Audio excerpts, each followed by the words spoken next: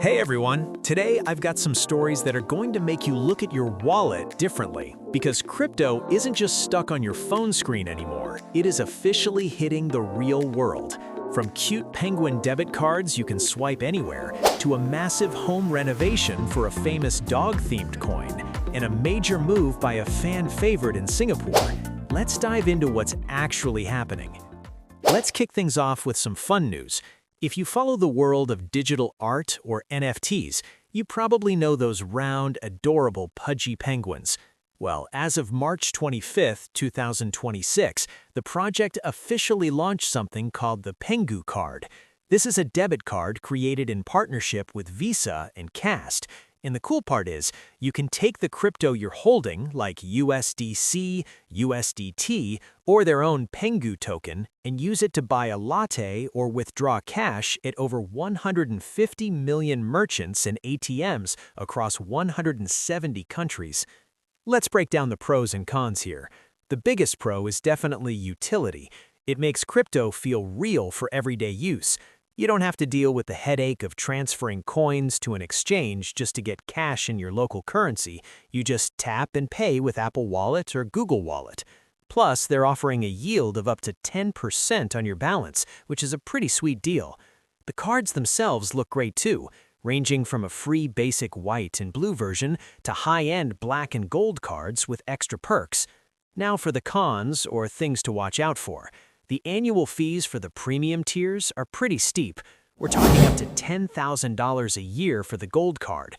Also, you have to go through a KYC or Know Your Customer identity verification process through the Cast app, which might not sit well with the hardcore privacy-first crowd in the crypto space.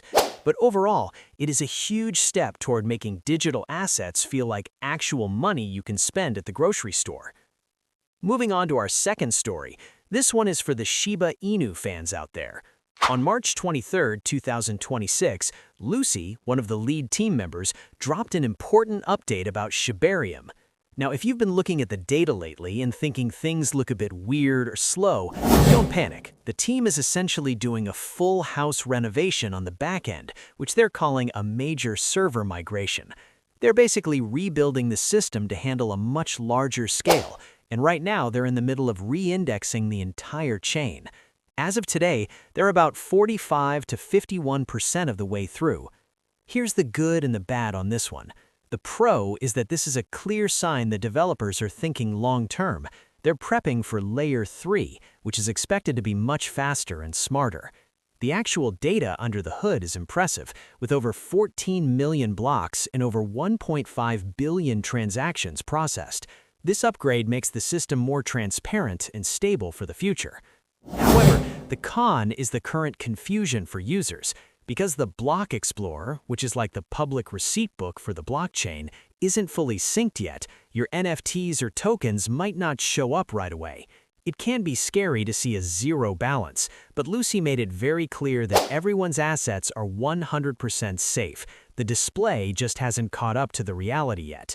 If you're a SHIB holder, just be patient while they finish the heavy lifting. Lastly, let's talk about a big move from Ripple.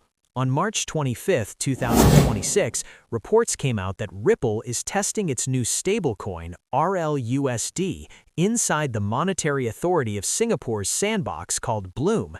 They're working with a supply chain company called Unlock to automate international trade payments.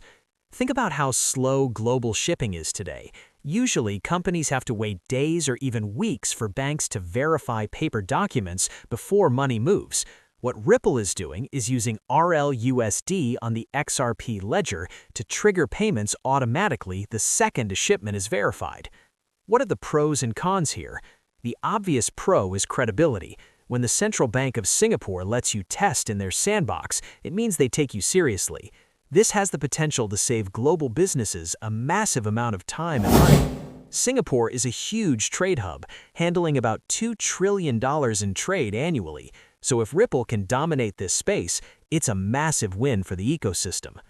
The con to keep in mind is the competition and the old guard of finance. There are a lot of stablecoins out there right now. And even though Ripple is positioning itself as the regulated, institutional choice, convincing traditional businesses to ditch their old ways and move everything onto a blockchain is a slow and difficult process. That said, this is one of the most practical uses of crypto we've seen in quite a while. So, what do you think?